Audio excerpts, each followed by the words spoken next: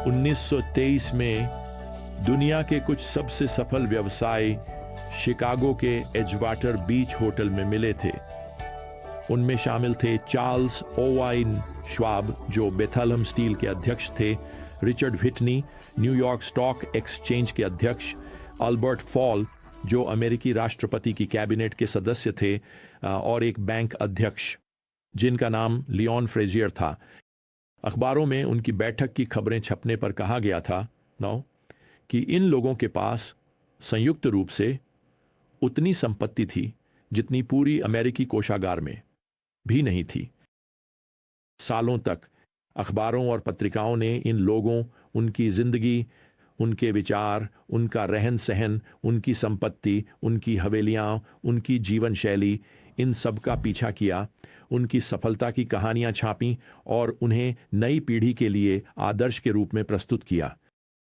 तो सुनिए, आज भी दुनिया यही करती है। वह धन को ऊंचा स्थान देती है, जैसे कि पैसे होना ही जीवन जीने का आदर्श बन जाता है, जैसे कि अमीर होना मतलब है कि आपकी बातें उद्धृत की जानी चाहिए। अब गलत मत समझिए, पैसे में खुद में कोई बुराई नहीं है। हो सकता है आज आपको अपने बिल चुकाने के लिए थोड़े और पैसों की जरूरत हो। समस्या है पैसे के बुढ़े प्रतिमोह, पैसे इस और संपत्ति के लालची पीछा वॉटिंग करने में। और एक बार फिर सुनिए, समस्या यह नहीं है कि हमारे पास क्या है, समस्या यह है कि क्या हमारे ऊपर हावी हो जाता है। क्या आपने कभी इस बात पर ध्यान दिया है कि यीशु ने पैसे और संपत्ति के बारे में स्वर्ग और नरक से भी ज्यादा बात की? असल में बाइबल में प्रार्थना के बारे में 500 संदर्भ हैं और संपत्ति के बारे में 2000 संदर्भ हैं। स्पष्ट है कि यह आज के विश्वासी के जीवन के लिए बहुत महत्वपूर्ण विषय है। अब यहां मत्ती अध्याय 6 में प्रभु पैसे के मुद्दे पर उपदेश देने जा रहे हैं और वह यहां पद 19 में कहते हैं, अपने लिए पृथ्वी पर धन इकट्ठा मत करो, जहां कीड़ा और जंग उसे नष्ट कर देते हैं और जहां चोर सेंध लगाते और चुराते हैं। तो यीशु किस तरह के खजाने की बात कर रहे होंगे? जब उस समय बैंक मौजूद नहीं थे, हम इतिहास से जानते हैं कि कपड़े इकट्ठा किए जाते थे और कपड़े अक्सर मुद्रा के रूप में इस्तेमाल होते थे। लोग अक्सर अपने कपड़ों में सोना बुन लेते थे। वे वास्तव में अपना बैंक खाता पहनते थे।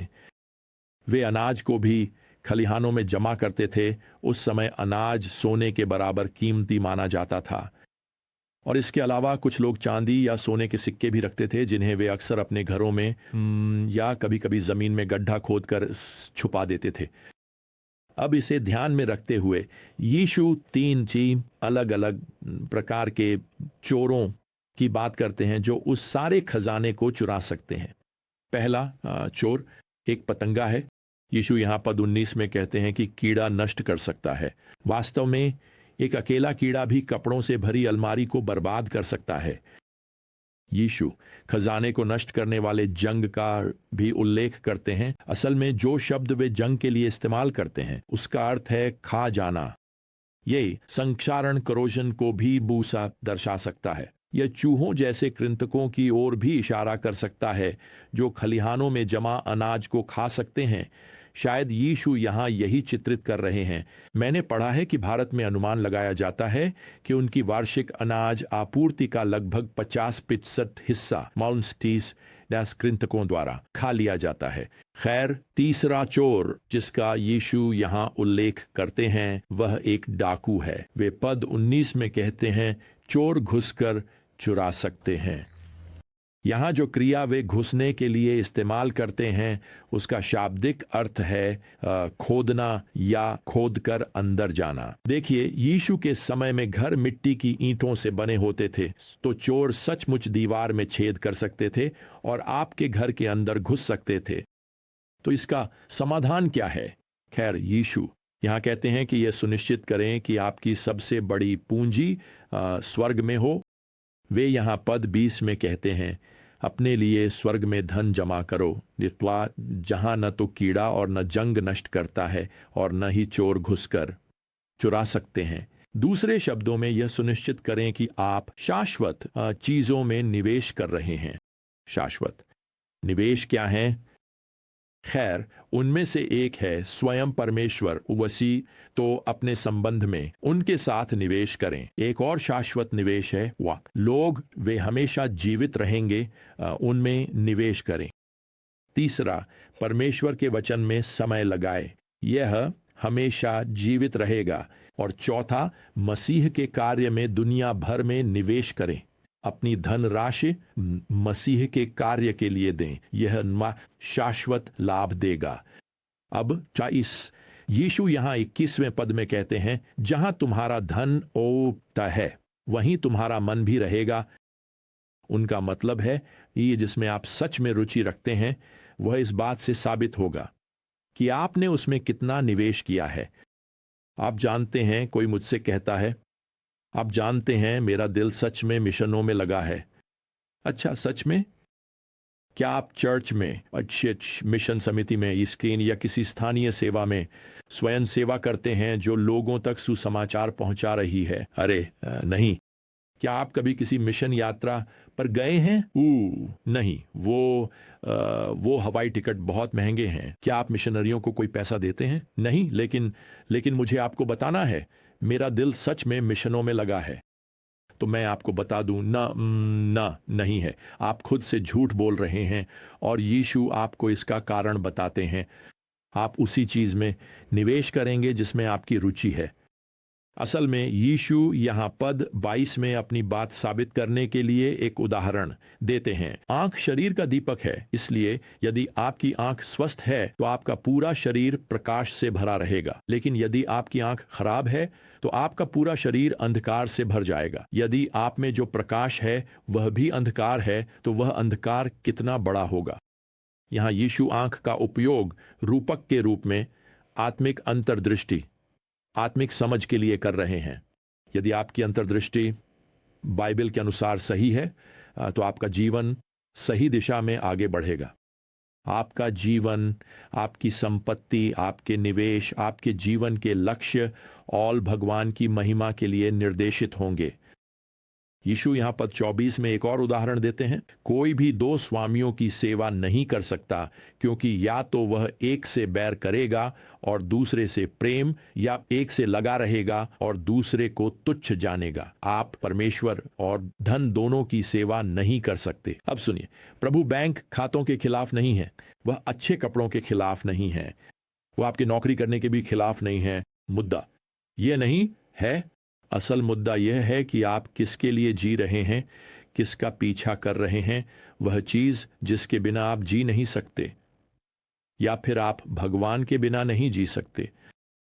वह यहां कहते हैं कि आप भगवान के लिए नहीं जी सकते, आप भगवान पौन का पीछा नहीं कर सकते, और साथ ही पैसे को अपनी महत्वाकांक्षा बनाकर उसका भी पीछा नहीं कर सकते। मैं आपको बता दूं, अगर आप पैसे के लिए जी रहे हैं तो आपका जीवन चिंता और फिक्र से भर जाएगा। वे चोर जरूर आएंगे, आप उसे खो देंगे, वह चुरा लिया जाएगा। यही बात यीशु यहां आगे इस पद में कहते हैं 25, अपने जीवन के लिए चिंता मत करो कि क्या खाओगे या क्या पियोगे, और न ही अपने शरीर के लिए कि क्या पहनोगे। क्या जीवन भोजन से और शरीर वस्त्र से बढ़कर नहीं है? दूसरे शब्दों में, जीवन शाश्वत मुद्दों के बारे में है। और अब यीशु पक्षियों का उदाहरण देने जा रहे हैं। असल में मुझे लगता है कि शायद वे ऐसा ही कर रहे हैं, क्योंकि वे पहाड़ी पर उपदेश दे रहे हैं, तो हो सकता है कि वे ऊपर उड़ते पक्षियों की ओर भी इशारा कर रहे हों। जैसा कि वे यहाँ इस पद में कहते हैं 26, आकाश के पक्षियों को देखो, वे न बोते, न काटते, न खत्तों में इकट्ठा करते, फिर भी तुम्हारा स्वर्गीय पिता उन्हें खिलाता है। क्या तुम उनसे अधिक मूल्यवान नहीं हो? दूसरे शब्दों में, यदि परमेश्वर पक्षियों की चिंता करते हैं तो आपकी भी करेंगे। अब यीशु यहां इस पद में एक बहुत ही सीधा सवाल पूछते हैं 27, तुम में से कौन चिंता करके अपने जीवन में एक घड़ी भी जोड़ सकता है? दूसरे शब्दों में, चिंता करना ये एक बड़ा घटाने वाला है। ये आपके जीवन में कुछ भी नहीं जोड़ता, एक पल भी नहीं। मैंने पढ़ा है कि चिंता एक झूलेदार कुर्सी की तरह है, ये आपको करने के लिए कुछ देता है लेकिन आपको कहीं भी नहीं ले जाता। यीशु यहां कहते हैं कि हमें अपना धन, अपना ध्यान, अपना मन अपनी पूंजीकरण और शाश्वत ही चीजों में लगाना चाहिए। पद 33 इस विचार को समेटता है, परंतु पहले परमेश्वर के राज्य और उसकी धार्मिकता की खोज करो और ये सब वस्तुएं तुम्हें मिल जाएंगी। वह कह रहे हैं कि अपना ध्यान अनंतता पर बनाए रखो। अपने सबसे बड़े निवेश यीशु मसीह के आने वाले राज्य में करो। यह एक अच्छा तरीका है यह सुनिश्चित करने का कि पार्टी आपकी संपत्ति क्वार्टीज कभी आपको अपने कब्जे में न ले लें। क्या आपको वह 1923 की बैठक याद है 20 जिसका मैंने जिक्र किया था, जिसमें वे शक्तिशाली और अमीर लोग थे जिनके बारे में पत्रिकाएं और अखबार मानते थे कि वे सबसे बेहतरीन जीवन जी रहे हैं? खैर, उस बैठक के 25 साल के भीतर हालात पूरी तरह बदल गए थे। चार्ल्स श्वाब, बेथलहम स्टील के अध्यक्ष, जो एक अनैतिक जीवन जीते थे, अंत में अपनी हवेली और धन गंवाकर एक छोटे से अपार्टमेंट में रहने लगे। असल में उनकी मृत्यु सैकड़ों हजारों डॉलर के कर्ज में हुई थी।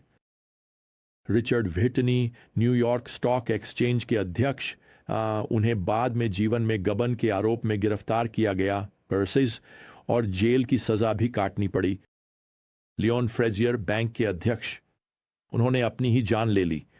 अल्बर्ट फॉल को रिश्वत लेने के आरोप में दोषी ठहराया गया और वे जेल गए।